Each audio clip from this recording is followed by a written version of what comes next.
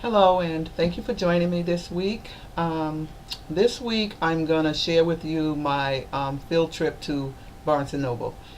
Each week, I try to go somewhere different, or not really different, but I just try to get out of the house. I don't have any little children or anything like that. So, with me being a compulsive eater, overeater, or emotional eater, or however you want to label it, I actually have to get out on at least Saturday and do something outside of the house.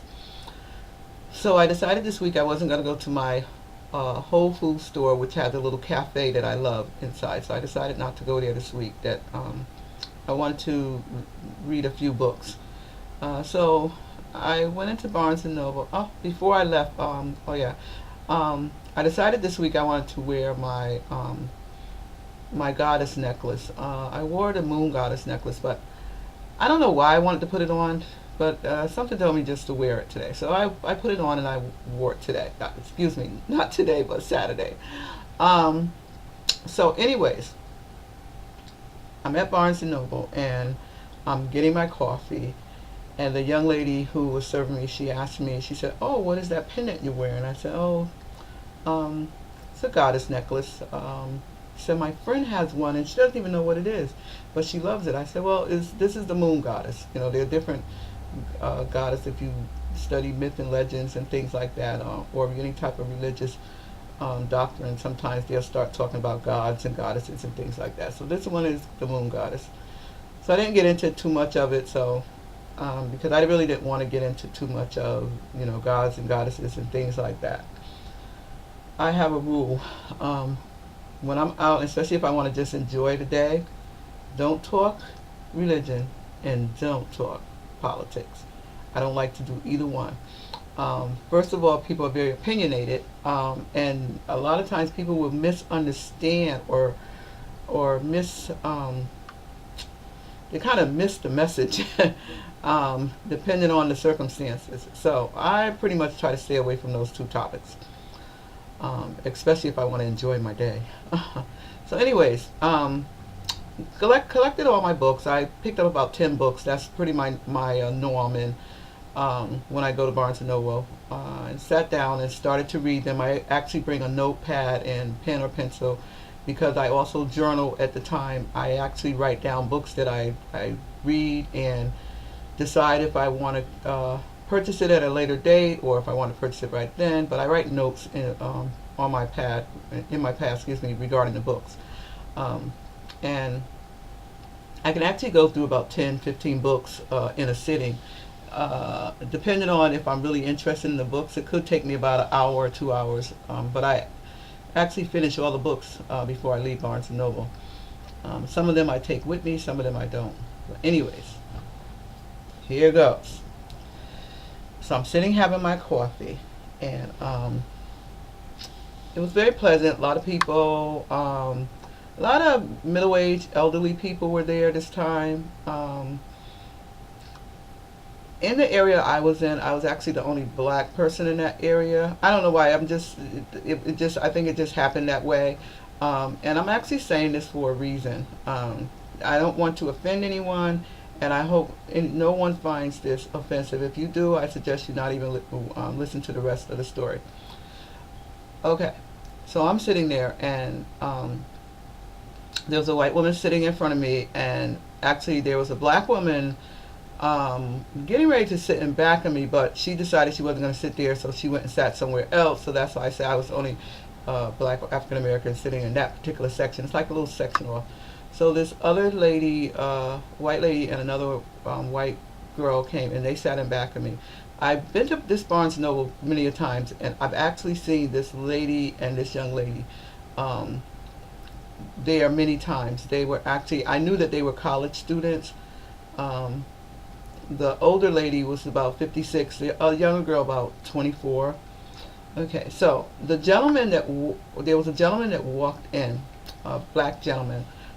He was well dressed, nice hat, nice jacket, nice sweater, nice pants.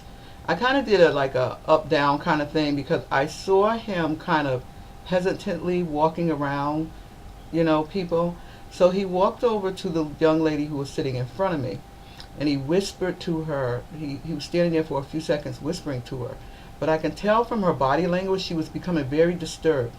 So I just kind of like, I just sent out like this subliminal message like, you know what? Don't even think about it. Because I already could see right through what he was doing. So I just kind of like, just kind of sent it out there. Didn't look at him, just kind of gave him a little look, just not too much of a look, but just, you know, like, I'm not even interested, keep it moving. So he kind of, he walked around me, didn't even give me eye contact. He walked around me and walked to the ladies in back of me. Well, the ladies in back of me said, the other lady who was white and a young white girl, she said, I don't have any money, but I can buy you food if you're hungry. So I already knew that's what he was doing, was asking for money. But I looked him up and down, first of all, and I'm like, okay, he's trying to scam. So the interesting part about the whole situation was there was a white gentleman sitting across from the lady who he had already approached. He waited until the black male left, and then he walks real quickly over to the lady and goes, "Are you all right? Are you all right?" And I'm saying to myself, why would you wait till he leave to walk over and say, "Are you all right? Are you all right?" You could tell the woman was uneasy with the situation of what happened. So my focus went back to the young lady and the older lady in back of me. And so he stood there, and I'm looking at him. I kind of glanced up at him at that point because we weren't even a foot apart. The tables are very close. I glanced up at him, and he had these pearly white teeth. Okay? This gentleman, beautiful teeth. I noticed the teeth right away. Beautiful teeth. Dressed well, everything. Okay? But he could have used a bath. I can tell you that part. So he walks away. I heard the lady in the back of me say, "No, I could buy you some food." So he walks away from her, and everybody's eyes was on him at this point. So I turned around and I just kind of glanced at her, and she says, I know those kind of people, I work with them. And so I looked at her and said, "And what kind of people is that?" She said, "The homeless."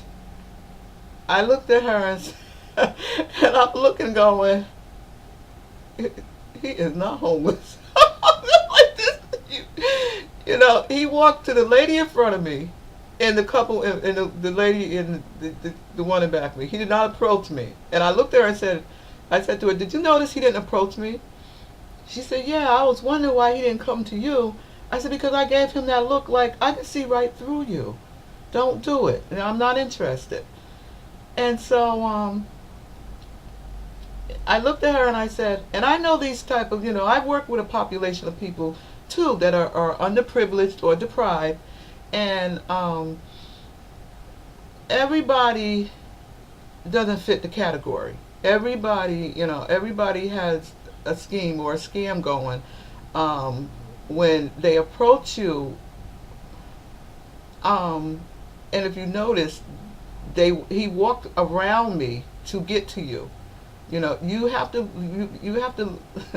make yourself aware of body language with people. And she's like, "Well, I know these kind of people, and I worked with them before." And immediately I knew she was kind of stereotyping. So I just like, okay. So so then she says to me, "Well, what did you do?" I said, "Well, I was an education supervisor for many years. And I worked with disadvantaged people, or populations of people." So then she looks at me again and goes, "And what is that symbol you have around your neck?" And I'm like, whoa, okay. I said, "Well, this is how I was going." I was like, "It's a moon goddess." Okay. "Well, I pray to the one and only, the God, the Bible, the Jesus, this, that, and the other." I was like, okay. Didn't really want to get into that conversation about God. Remember, one thing I don't like talking about is politics and religion. So I said to her, you know, you're entitled to your opinion, and I don't pray to the moon goddess, okay? And I read the Bible. She said to me, and I read the Bible, and I said to her, I read the Bible too, quite often, as a matter of fact. So we went from this guy who, according to her, is homeless, to my pendant around my neck. So the young girl sitting next to her, she said, "Oh, I know that I study some things like that. I understand that." So then the young girl said something like, "I'm Catholic," and the older lady sitting next to her said, "Well, I'm Christian," and this is what she was, and I was like, "No, I'm not even going to say what I am. I don't even get into that." I said, "But I believe in all people and all religion, and I do believe that everyone is entitled to um, what they feel, how they feel, and I believe in loving all people, no matter where they come from, or what religious, what doctrine they follow, or their religious background.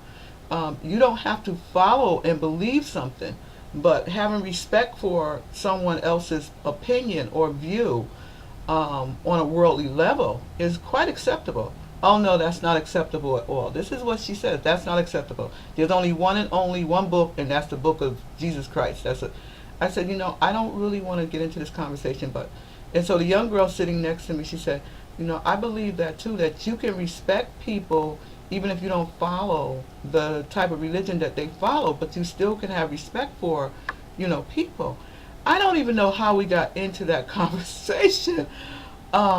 I really was trying to end it. But the older woman, she said, "I'm 56 years old." I'm thinking to myself, that's fine. And she went into this whole thing about the pendant and the Bible, and I'm saying, and the young girl was looking at me going, wow, because they were actually study partners. And I don't think the young girl even knew that the woman felt this strongly about different things. But she was entitled to her own opinion. But it was so strong that it was like, look, you either accept my way or the highway. And it wasn't like that. And I'm thinking to myself, I honestly just want to get back to reading my books.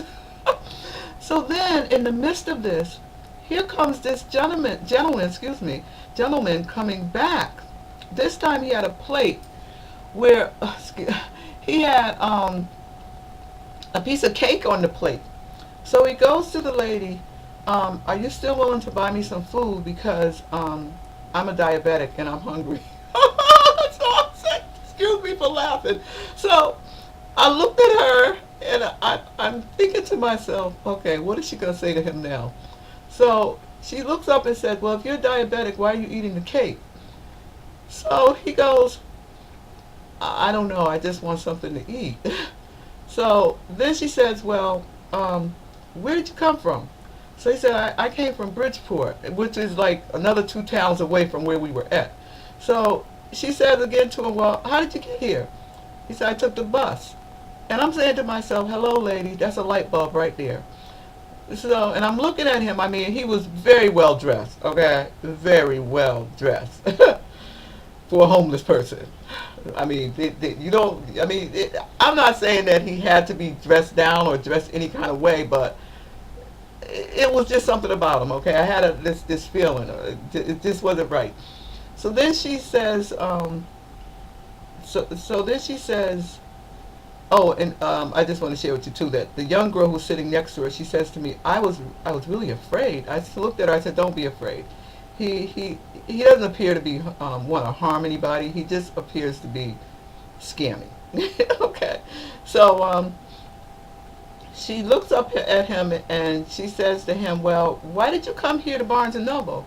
So he said, "Oh, and he talks well. He speaks well too." He says, "Well, I like this environment." I looked at her again and said, "Lady, come on. Why are you even entertaining this?"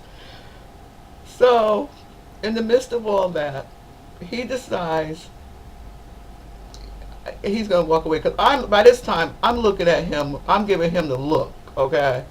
I don't know if anybody have children, but sometimes you have kids and you give them the look, and they know it's time to get to stepping. So then the young girl, so he walked away at that point. So then the young girl looks at me and says, why when you looked at him, he walked away? I said, because I gave him the look to get the stepping. Okay? That's just the way it is. He was scamming you. Okay? You can't, if you couldn't see that, I don't know, I just don't know. But he was scamming. He was scheming, okay? So the older lady says to me again, well, I work with those kind of people. And I said, again, and what kind of people are those kind of people?